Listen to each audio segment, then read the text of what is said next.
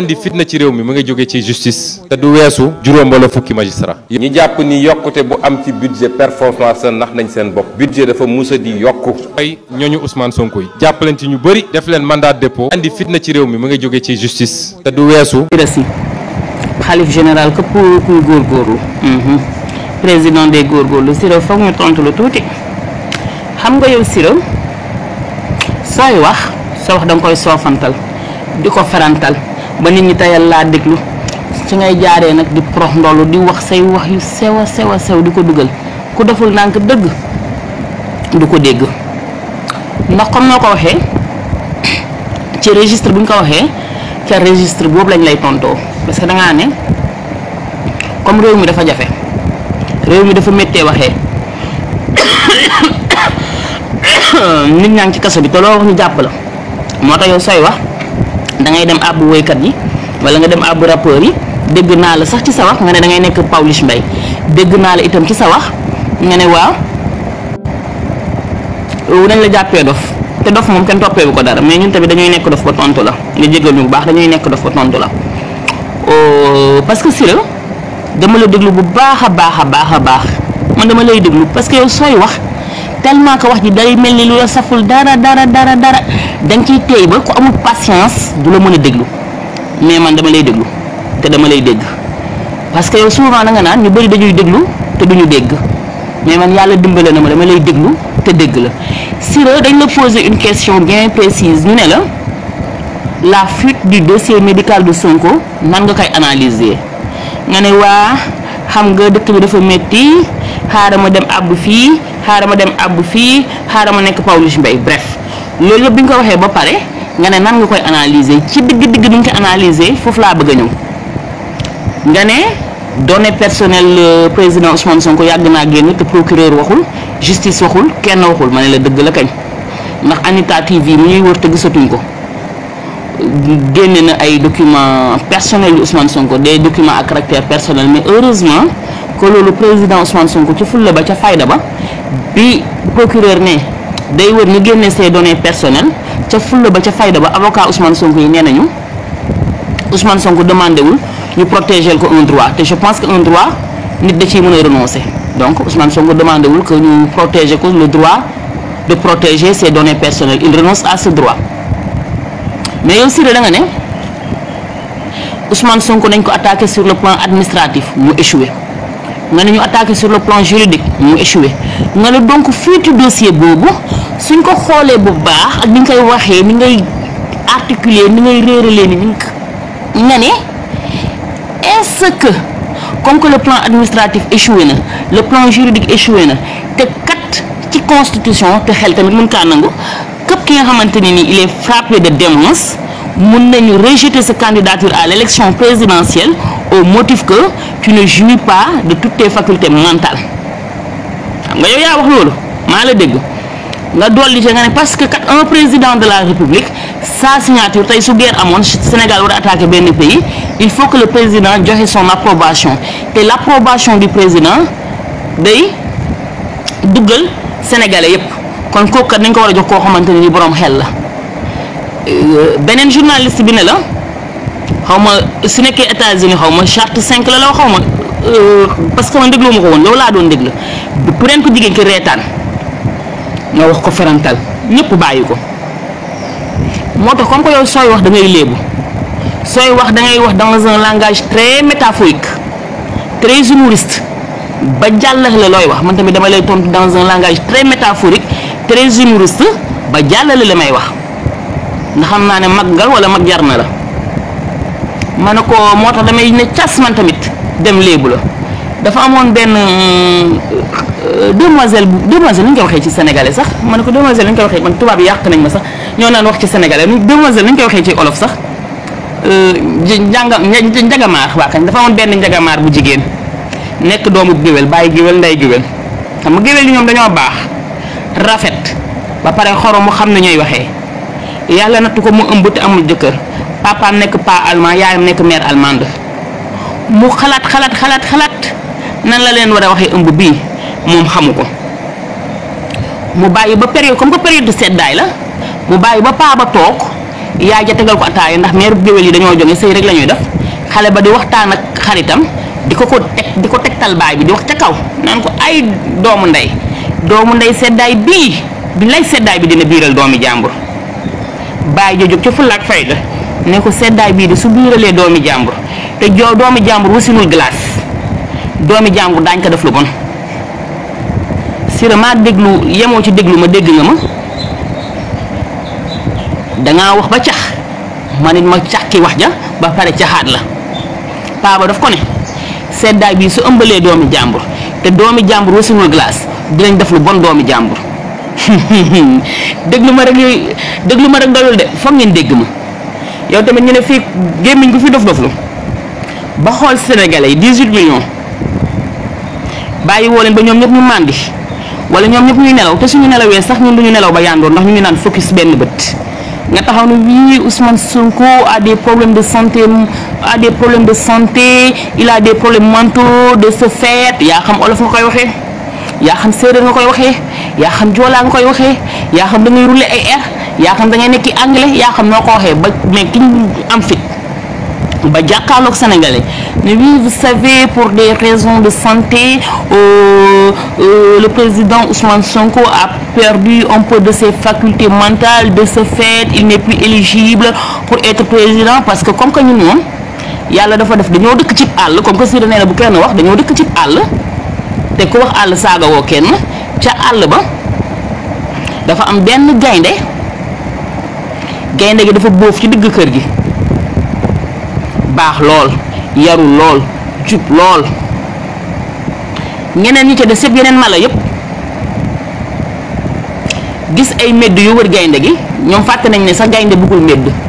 fàtte nañ ne sax gaynde jombale na boppam medd fàtte nañ ne sax gaynde rus naa lekk medd mais seen fit bu ragal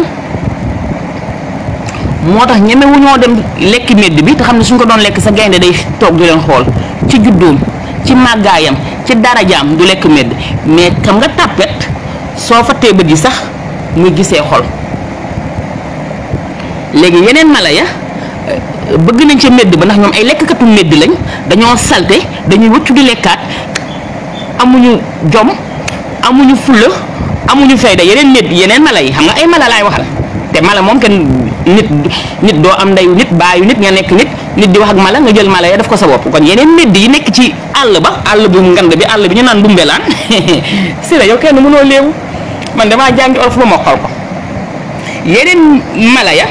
ñu nga bëgg a lekk medd ba mais comme que tàppet nañ même gaynde bi tëdd na wóor na leen ne gaynde gi soxlawul medd bi xalaatuta laal medd bi bugut xetu medd bi àddina du neex mu lekk medd bi ndax dafa set wecc set ci juddu set ci yar set ci jikko set ci nu muy doxee àddina mi da cee set wecc ba pare nekk gaynde gu ndaw nag gaynde gi amagul juróom fukki at gaynde gi du njaaloo gaynde gi du lekk lu ko lewul du lekk ba regg day lekk ba suur yam du tooñ te tooñ bu ko nit def nag mu baal la mais problème ba gaynde gi soo xoolee ni jàkk kanam gi ne jàkk bët bi da nga xam ne bët yii ñàkk fayda amu ci nga ne jàkk bët yi xam ne bët yii fulla ak fayda ak fi dong ko wëral ndax gaynde gi nag dañ kaa toroxal lu ne gaynde gi dañ kaa toroxal lu ne gaynde gi ñoom ñay ñoom chocal ñoom ñëpp ku nekk tiim nga ko génne say bëñ ab bi ay bëñ teglante kaak say bëñ tiim ko mais gaynde gi xam nga nan la defoon dafa teglante woon ay tànkam rek xool leen ne patt ba pattam boobu jaaxal àddina yëpp ba patt boobu jaaxal ñëpp ba loolu tax na ñu ne ko gaynde yow yaay xalif général képp kuy mala ci bii Ndumbelaan léegi nag ñooñu bëgg a lekk mbedd bi yeneen rabi àll yi mais comme que ñoom dañoo ragal gaynde gi ñu jël ay melentaan di ko sànni naan ko peut-être melentaan su ko màttee dina yëngatu ñu mën a lekk mala bi gaynde gi toog di leen xool rek ñu jékkee-jékki ne gaynde gi est-ce que feebarut mais ñi muy feebar ñu foog ne feebar na yëpp tiit nañ léegi problème bi mooy ñoom comme que yeneen rabi àll yi ñenn ci ñoom du ñu liggéey du ñu xëy du ñu gont dañuy bàyyi bëgg ku baax ndeyam baax baayam baax xam nga rabi àll am na ndey ak baay te ci rabi àll yi laa nekk ndeyam baax baayam baax ñu yar ko su liggéeyee ba pare ñu ñëw ca katte lu mu liggéey lekk ko même suñ suuree sax duñ nangoo suur nañ ko lekk ba koy wuccuwaat moo leen gënal foofu ñu lekk ci luñ soxla bàyyi yeneen ñi lekk ca lañ soxla gaynde gi toog di leen xool rek ñu tiim ko te bëgguñ kaa lekk loolu tax na ñoom ñëpp naan gaynde dafa soof gaynde dafa nii daf di mais Sira moo tax ma ne maa ngi lay tontu ciy wax këpp ku dof-doflu ba ne gaynde gi daa feebar te yow indiwoo këyit bi wane ne yow da ngaa nite daañ la def lu bon këpp kuy dof-doflu ba ne gaynde gi daa ràgg te yow indiwoo këyit bi wane ne li nga lekk ba ràggoo lu lew la daañ la def lu bon këpp kuy dof-doflu ba ne waa gaynde gi lan moo tax mu ko gis medd bi te lekkul te lekk ak ñàkk a lekk nekk sañ-sañ ci këpp kuy dund comme neex nga lekk ba yàgg na lekkuma këpp kuy dof-doflu naan waa gaynde gi lan moo tax lekkul ba bëgg kaa comment dire bëgg kaa sex te indiwoo lii firndeel ne yow lekkoo lu ëpp ba sa biir di daw lekkoo lu ëpp ba nga yaa ngi yor feebar boo mënta faj ndax amoo médecin bu la mën a faj xam nga mala nag du am médecin mala du am médecin ba amoo médecin bu la mën a faj ba pare di lijjanti lekk jàmbur ak ñàkk a lekk jàmbur maa ne la daañ la def lu bon Sira ñun tamit ci waxi ndumbelaan ci waxi mala nga xam ne kenn du ci tëj kenn du ci convoqué kenn am nañ sañ suñu wax mala yi ñoo la tontu loolu l'essentiel daal ku fi ëmb ku fi seddaay ëmbal te wasinoo fi doomu glace daañ la def lu bon waaye tamit ku fi indi ne Ousmane Sonko xel mi neexul ba mënta nekk élection mënta nekk candidat te indi woo papier bi wane ne yow mi koy wax wër nga set nga sell ga daañ la def lu bon live bi du yàgg live bi loolu la woon ci Sira si ndax Sira si nag foog ñu tontu la munoo fay toog rek comme ni ñuy wax képp ku mu neex ci àddina fëggal sa dënn ne man ko yeewu laa képp ku mu neex ci àddina fëggal sa dënn ne man ko pointu laa ci samay réflexion képp ku mu neex ci àddina waxal la saf mais lan la kenn mënta nangu mooy nga ne man ku yeewu laa mais ñi may seetaan ñi may déglu ñi may waxal ñoom ñëpp ay dof lañ bi ma yeewoo ba pare lay xewu jeex loolu nag góor ak jigéen juru ko ci biir réew loo wax rek ñun ñu àjji ko loo wax rek ñun ñu àjji ko kon live bi du gudd tey dama ne woon rek naa def live boobu te may demander à tous les patriotes du Sénégal et de la diaspora dañ leen dégg Sira si bu baax te bu leen yem ci dégg ko dañ leen ko déglu su ngeen ko dégloo xam leen bu baax analyser leen mot par mot suy wax di saramtalu noonu borom sans limite wax naa leen loolu Ibrahima Badiane mu ne ma sama promotionnaire femelle forte waaw doo dindi femelle bi daf ko faam maa xaalaa man tamit maay wax ko àll foog ñu wax ma femelle namm naa la trop j'ai perdu ton numéro après nga envoyé ma ko ci suuf waa kon les patriotes du Sénégal et de la diaspora maa ngi leen di sant bu baax am naa aussi un autre problème te xam naa lu ma leen mës a demandé defal ngeen ma ko j'avais ouvert un compte TikTok bi demoon na ci 7000 abonnés mais je ne sais pas pour quelle raison technique j'arrive pas à faire des lives là-bas donc ma ouvrir un nouveau compte mu tudd La Révoltée donc il faut que ngeen dem abonner massivement pour ma dépasser la barre des 1000 abonnés su ko defee ñuy el di def ay live yu neex ci guddi gi maa ngi leen di sant di leen gërëm Focus 2024 denc sa carte d'identité bokk sa carte d'identité képp ku ñëw ne la damaa bëgg parrainage ci biti dégluwuñ kenn xooluñu kenn gisuñu kenn xol bu xasa bëgg président Ousmane Sonko da ciy jeex tàkk parrainage du am ci biir réew te président Ousmane Sonko nekkul ci jàmm Ousmane Sonko mooy jàmm Sénégal libérer Ousmane Sonko la protection de la santé est beaucoup plus importante que la protection des données personnelles d'autant plus que si dans un passé récent ces données ont été exposées à la place publique par une certaine Anita TV et non, on n'a jamais entendu le procureur de la République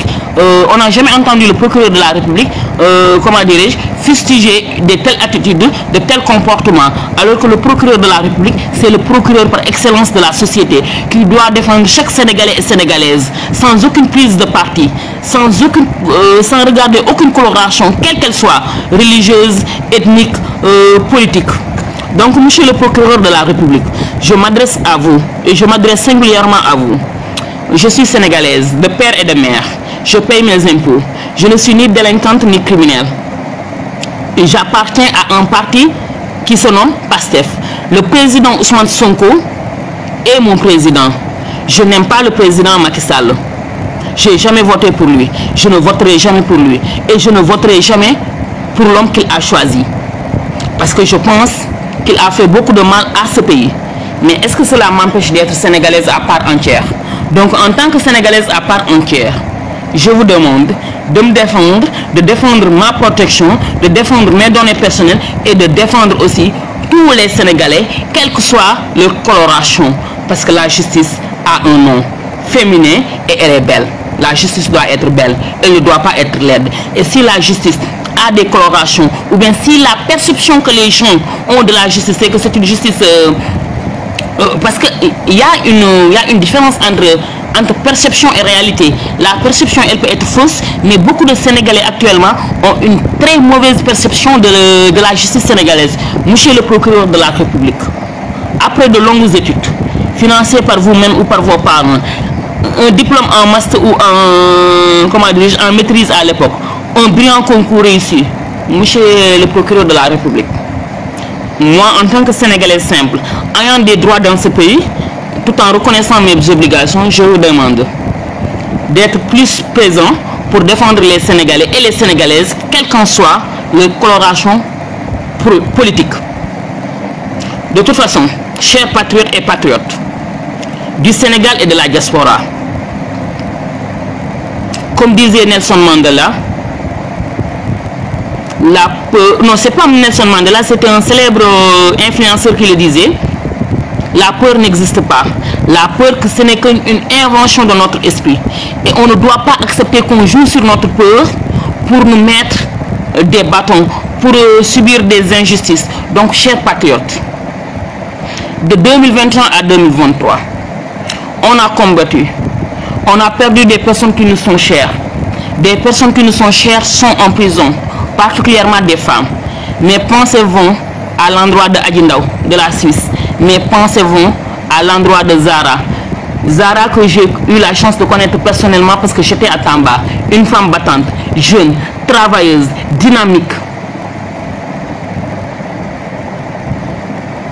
qui est aujourd'hui en prison. Et je pense qu'elle a été emprisonnée injustement. Donc tout ça fait de sorte qu'on n'a plus le droit de laisser le combat. On a le... Ben, excusez-moi, j'ai eu un appel. Donc, on n'a plus le droit d'arrêter. On ne doit plus arrêter. Il faut croire à notre président. Il faut croire à son intelligence.